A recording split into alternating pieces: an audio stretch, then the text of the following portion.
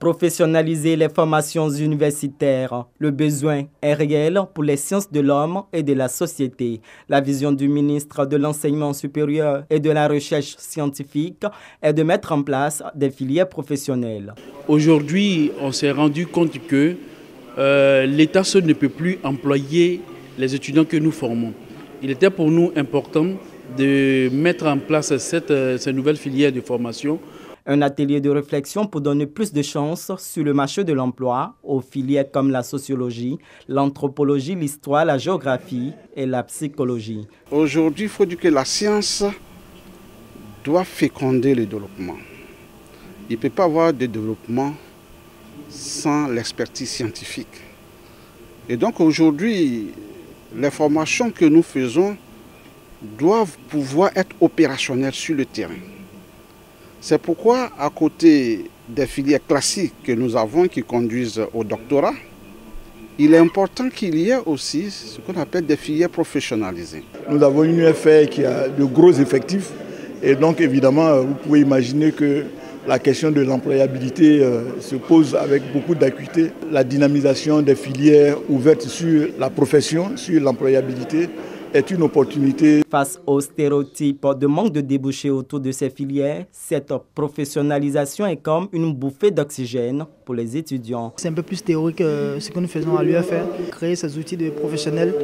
Je pense que c'est quelque chose de bénéfique pour nous les étudiants de l'UFR-SHS, sachant que réellement, quand on va finir ces formations, on aura moins de chute. C'est une cartographie d'une 50aine de filières professionnelles qui est proposée. Des filières contenant beaucoup plus de technicité, aboutissant à des débouchés dans les domaines comme l'environnement, la santé et les ressources humaines.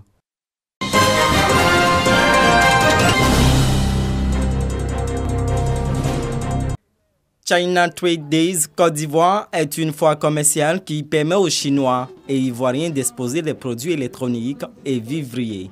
Les produits made in Côte d'Ivoire sont susceptibles d'accéder au marché chinois, une initiative du média Sino-Afrique et de la Chambre de commerce européenne et américaine de Chine. Pour nous, en tant que promoteurs, il était question d'inverser un tout petit peu les choses et permettre à nos produits made in Côte d'Ivoire, nos matières premiers produits finis, produits semi-finis, de pouvoir également pénétrer le marché chinois. La foire commerciale sino-ivoirienne, une belle occasion selon la représentante de l'ambassade de la Chine de nouer des partenariats. Consolider les relations diplomatiques entre nos deux pays.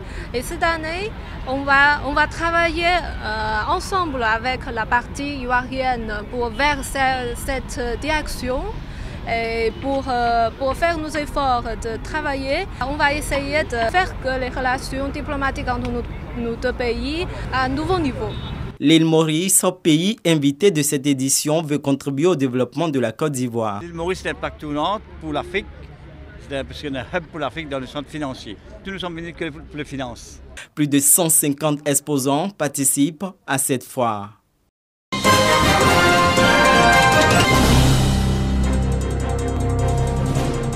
Rajesh Ranjan, le nouvel ambassadeur de la République de l'Inde, fait du renforcement de la coopération entre son pays et la Côte d'Ivoire le cœur de son action diplomatique. Pour renforcer cette coopération bilatérale et poursuivre les acquis de son prédécesseur, le diplomate invite ses compatriotes à investir dans l'économie ivoirienne. La Côte d'Ivoire et l'Inde sont des partenaires naturels. Les deux pays se ressemblent sur plusieurs points et ceci favorise les investissements en boostant les relations entre les deux parties. Cet ouvrage va impacter positivement la vie des populations locales à travers les emplois créés et consolider la position de la Côte d'Ivoire comme hub logistique de la sous-région. Un appel lancé à l'occasion de la visite du site du nouvel entrepôt d'une entreprise indienne située à la zone industrielle de PK24. Le président directeur général de cette entreprise a insisté sur le potentiel économique de la Côte d'Ivoire et les prouesses qu'elle réalise sous le leadership du président Alassane Ouattara. J'ai visité beaucoup d'endroits au fil des ans, mais Abidjan ne ressemble à aucun autre. Je suis venu en Côte d'Ivoire pour la première fois en 2000 et j'ai vu qu'il y a beaucoup d'opportunités dans ce pays. C'est ce qui nous a motivés à démarrer nos services logistiques à Abidjan en 2017.